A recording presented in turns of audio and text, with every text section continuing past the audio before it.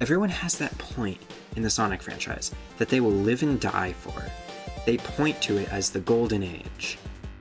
Be you a classic fan, an adventure stan like me, or a Boost fan, there's a handful of golden games that you all point to as the best. Today, I'm going to focus on what makes those points in the franchise so great. And I want to point out each gameplay style to see what the best that they have to offer at this moment. And I'm not going to include Mania because it was made at a very different time, and even though it does a really good job, it's really from a different time. You could say that it even has significant advantages from modern technology, stuff like that. I will also not include Lost World as an adventure style game, even though they do share similarities for similar reasons, but also because that game does not match a lot of the things that make Sonic Adventures so great. So let's start with the classic Golden Age. I'm putting this from 1990 to 1994, starting from Sonic 1, Sonic CD, Sonic 2, Sonic 3, and Triple Trouble, and the Game Gear equivalents to Sonic 1 and 2. I would characterize this classic Golden era as using heavy momentum, probably the heaviest in the franchise, based on the Genesis games, an establishment of the core gameplay, gimmicks, and they rarely diverge from one another. They'll have a lot of different level layouts, but the core gameplay will always be very similar. The spin dash is probably the biggest change, which the spin dash is potentially one of the best changes that have ever been made to a Sonic gameplay style. The only other one that stands in my mind as super important is the homing attack. But I can make an entire video talking about what powers Sonic has that's great, so I'm just gonna move on and talk about my experiences. My first experience of the classic era, in general, I believe was Sonic 1 and 2, the Game Gear versions that come with Sonic Adventure DX. I've never experienced the Game Gear versions of these games on the Game Gear itself, so if there's anything that makes that experience special, I've never got that. But I have played a few different versions of the game, and I tend to really not like the Game Gear games, with a few exceptions.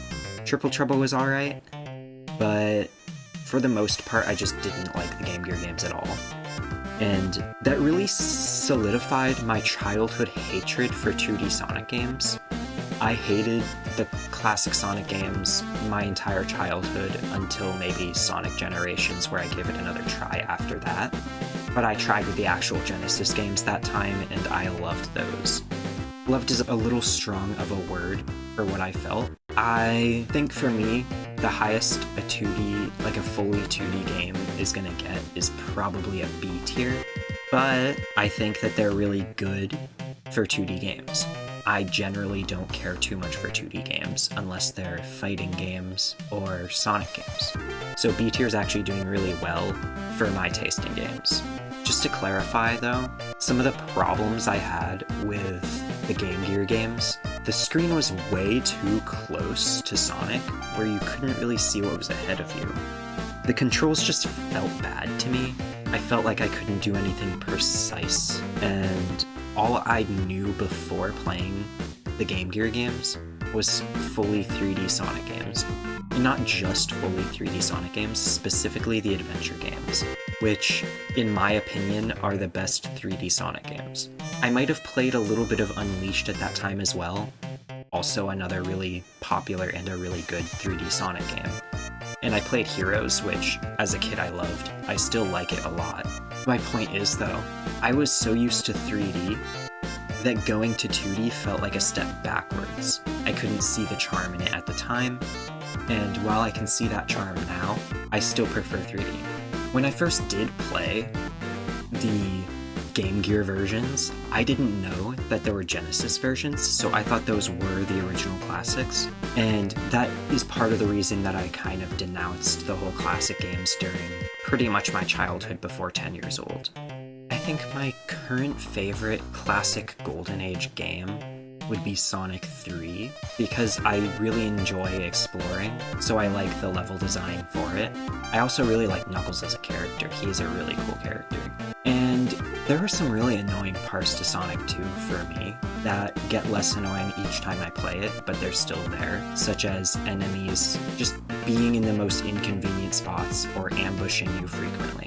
It feels like a lot of things that you can't prepare for unless you just memorize the stage, which you can't do on your first time. Which leads to the idea that the more you play a Sonic game, the more you're going to like it, and therefore whatever games you started with are probably going to be your favorites. Although, I started with Sonic Adventure 2, and I still think the Sonic Adventure 1's better. But that's besides the point, especially since I played both games in pretty similar time to each other. So, moving on to the Adventure Golden Age, I would put this from 1998 to 2004. That's about 6 years, yeah. I would characterize it by multiple playable characters, which the classic games had as well, just not as prevalently. Full 3D gameplay in the main titles, thinking the entire thing is 3D. Physics-based shortcuts, so it has physics, but you use it very differently. You don't use it to gain speed necessarily, because you can spam the spin dash usually. You would use it to launch yourself off of things. Emphasis on story that builds up to a kaiju final boss, which you could also argue Eggman's large robots are pretty much kaiju. I think they would count, probably, but I think it's also a very big part. It's a big part of the franchise, but I feel like the Adventure Golden Age and Dark Age are both pretty well known for it. My first experience, I remember this way more than I should. I was 3 years old, leaving my bedroom for who knows what reason. I walked by my older brother's room and saw him playing Eternal Engine in Sonic Adventure 2. I remember the exact corner, but I'm not going to bother describing it. I loved what I saw, and the next year I got a chance to play the game and realized that the adventure games were peak gaming. Of course, as a little kid, I'm just like, I like this good, but I proceeded to love the adventure games my entire life, pretty much. My favorite game of this era is Sonic Adventure 1, though, because I like Sonic's levels in particular better.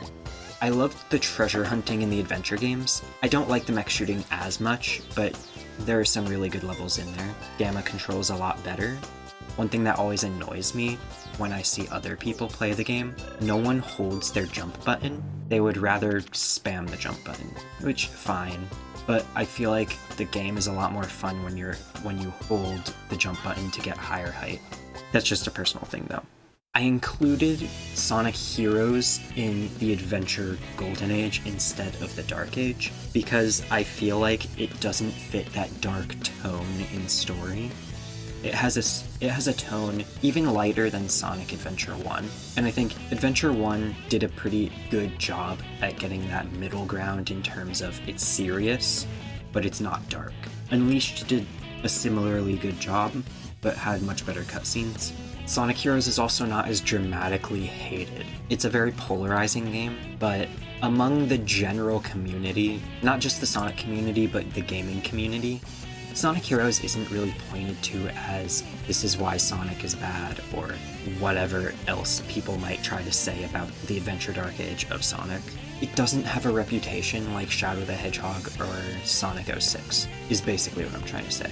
To summarize, I have a weirdly intense passion for this period of the Sonic franchise, and to me it can do no wrong. Let's be honest, everything can do all sorts of wrong, but honestly, as a side note, I think they could make the best Sonic game by taking the open zone in Frontiers and putting it into Sonic Adventure. Keep the levels in Sonic Adventure as are, but then have significant amount of content in the open zone. You basically get a new game and a remake all in one, and that could be really cool. Now I gotta pull myself away from the Adventure era and go to the Boost Golden Age. I put this from 2008 to 2012. I put it in 2012 to encapture Sonic Sega All-Stars Racing into the Golden Age. I don't think Sonic the Hedgehog 4 Episode 1 deserves to be in the Boost Golden Age, but it was sharing in a year. To put all of the games into the Boost Golden Age, I started with Sonic Riders Zero Gravity. As a racing game, Sonic Riders reminds me of Boost so much, but Zero Gravity shares a year with Sonic Unleashed, and I thought it would be a good idea to include Unleashed into the Boost Golden Age, because I feel like while it is fitting more in tone with the Adventure Dark Age, gameplay-wise, it's exactly Boost Age. It's just that gameplay style. If you play and like Sonic Unleashed, you'll probably play and like Generations, or probably not as much Colors depending on who you are, but gameplay-wise, you might like it. So I have Sonic Rider Zero Gravity, Sonic Unleashed, Sonic in the Black Knight, which is also another Dark Age game that I included in the Golden Age, Sonic Free Riders, which isn't good, but it's still there, Sonic Colors, Sonic and Sega All-Stars Racing, Sonic Generations, Sonic the Hedgehog 4 Episode 1, and Sonic All-Stars Racing Transformed. So I characterized the Boost Golden Age by a focus on high-speed reaction gameplay, where timing is king. There's usually 2 gameplay styles, if not 2, then technically 1 gameplay style with 2D in it. It has very diverse gimmicks. Take the Werehog, classic Sonic being in there for whatever reason, or even the Wisps. Actually, the Wisps are like the poster child of Boost gimmicks. Which, to be fair, in my opinion, Sonic Heroes had the best gimmick I can think of. But to talk about Boost Golden Age, let's forget about the Adventure Golden Age for a minute. Colors had a very interesting gimmick. It's not one of my favorites. I could have a whole video talking about that too. But to summarize, I just don't like the stop and go feeling of it. Generally in this era, there was a much more kid-like atmosphere. It was a lot more child-centric, which isn't necessarily a bad thing. Just a generalization, I'd say, from Free Riders onwards. Because the Black Knight and Sonic Unleashed, both Boost Golden Age games that had really great tones. Generations didn't have much of a story. It did so well at gameplay where the story didn't matter. Because Sonic Generations is one of the best games when it comes to level design, when it comes to how the boost feels. It feels almost perfect. Sonic Unleashed also felt almost perfect. Those are my 2 favorite games in the Boost Golden Age. But I also want to mention that there's no real pinball physics in this era. Your focus is on speed and timing, not really using your moveset to create your own gameplay style. You're not launching yourself off of anything, you're not trying to gain speed, you're trying to maintain it. And there are some crazy shortcuts out there, but they always feel like you're working against the game to complete. Usually, Sonic Generations, I'm not talking much about Sonic Colors because I don't have a lot of experience there, but for Sonic Generations, there are a lot of parts of level design where it's clear that they put a lot of thought into how you could use the boost to create skips. Seaside Hill is one of the best examples where you can run on water to find shortcuts, which also reminds me of Dragon Road. There are a couple of instances where you can find secret paths in Dragon Road using the water as a sort of shortcut. So my first experience here was Sonic Unleashed, where when I first played it, like way back in the day, I didn't care for it. I eventually sold it for, I think, Twilight Princess, or maybe another game. I can't remember. Eventually I bought it again, like later down the line. I was in high school at that point, and I loved it that time. I played all the way through in not one sitting, but like that was the only game I'd play for like a chunk of the summer. And I have a lot of memories with Eggman Land in particular for some reason, partly because it's kind of a long level. That was one of the most interesting difficulty spikes that I've ever experienced. Watching speedruns at that stage is actually kind of fun. It's a lot of entertainment. And in general, I love watching speedruns, sometimes performing it if I'm confident in that game. So like Sonic Adventure 1 in particular, I will try to learn speedrun strats, and it's created a fairly interesting gameplay style, I think. And I bet that a lot of people would get a lot of entertainment out of trying to speedrun stages like that. I'm actually really curious what people's opinions on each age that I put on here would be. So what are some of your favorite moments in your childhood related to Sonic? Part of the point of this video is really for me to gush about my experiences, not create categories. I'd rather look at this as showcasing these games I like, rather than squishing them into a box, even though that's really what I was doing. It's just easy for me to process by categorizing, so I just wanted to show all these different categories and how I see these games. I just like seeing them grouped together by what games seem similar to me, or what gameplay styles. Basically to show that each gameplay style has a well-perceived side and a poorly perceived side. All three types have done good and bad. And granted, I'll be honest, if I look at all 6 categories that I made, all of them have some games that are really good, and some of them aren't good. So even between Golden and Dark era games, you'll find some good and bad, or at least some that's to your taste and some not to your taste. Thank you for watching. If you liked my little rant, please subscribe and leave a like so more people can join in on the discussion. Please also leave a comment so we can discuss the cool blue rat some more. See you in the next video.